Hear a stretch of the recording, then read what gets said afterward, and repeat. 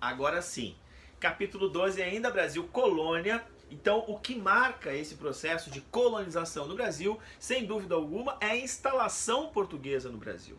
A instalação portuguesa no Brasil pressupõe uma engenharia de atividades no Brasil. Principalmente assim, as leis, a divisão das terras, vocês vão ver lá as capitanias hereditárias, lembro que vocês estudaram isso lá no ensino fundamental. Então, cada capitania, né, vai ter lá o dono das terras que vai dividir e arrendar essas terras para que alguma atividade econômica seja produzida. E que atividade econômica é essa que vai ser produzida no Brasil? Principalmente a experiência que nós vamos ter nas Ilhas dos Açores, a experiência do açúcar. Então, olhem bem, o açúcar, que era uma especiaria, né? O açúcar que é fundamental, inclusive eu adocei o meu café com 2 colheres de açúcar, que na verdade não fui eu, foi Letícia, que está lá, né, fazendo o seu trabalho home office também, como eu. Aliás, aqui nessa xícara, né, nós temos 2 produtos que o Brasil vai ser chefe na produção. Esse no século XVI, que é o açúcar, que adoçou. No caso aqui é o açúcar, o meu chamado demerara, né, porque é uma coisa mais saudável, né, não é aquele açúcar refinado que vai muito sódio, é o demerara. E o Brasil vai produzir esse açúcar no século XVI, e aí no século XVIII vai começar a produção de café e produz até hoje um dos melhores cafés do mundo. Bom, e por isso que eu falei, porque eu estou tomando esse cafezinho. Então é o seguinte, gurizada, o que marca o período da colonização é justamente a agricultura que é desenvolvida no Brasil. E o Brasil tem muitas vantagens em relação às Ilhas dos Açores, que também são colônias de Portugal. Que vantagens são essas? Nós temos uma grande extensão territorial e o clima, principalmente da região nordeste, é um clima muito parecido com a região dos Açores.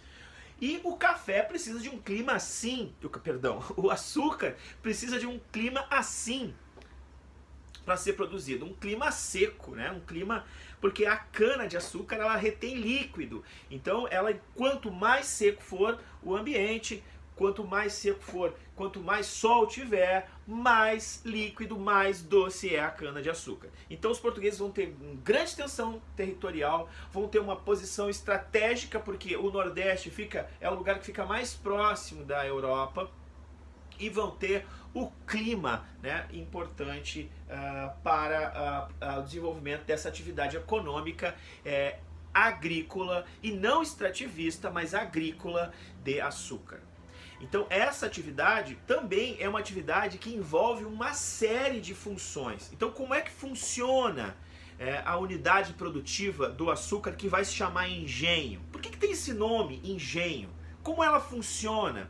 Quais são as características econômicas dessa atividade? Ou seja, a quem ela serve? Portugal produzia açúcar para o Brasil consumir ou para outro lugar?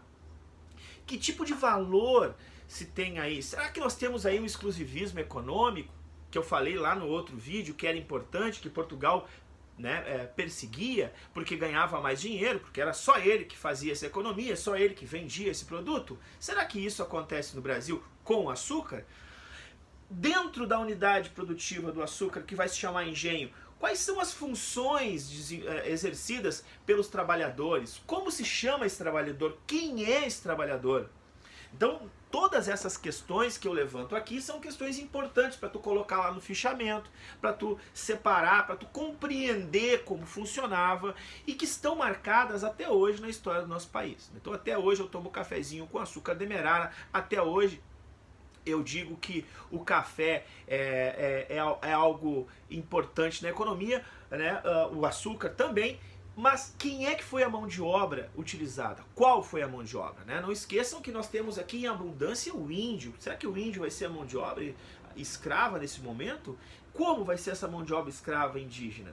Depois, será que ela é substituída por outra mão de obra? Como funciona isso?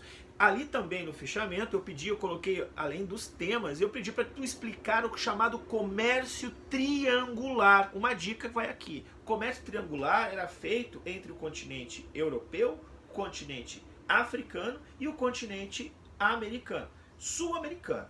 né, que é o Brasil, onde o Brasil se encontra. Então, este comércio triangular, ele tem uma função, ele exerce uma função mercantil também.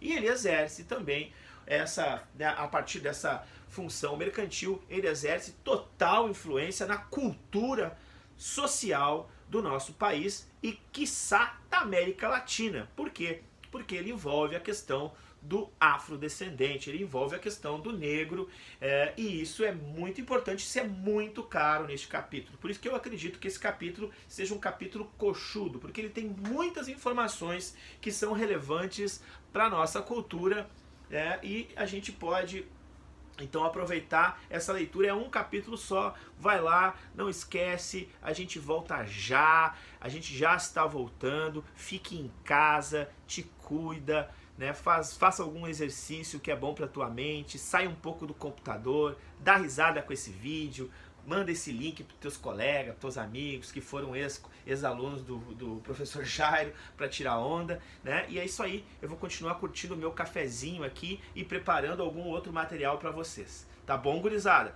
Um grande abraço, um grande beijo para vocês, tô com saudade.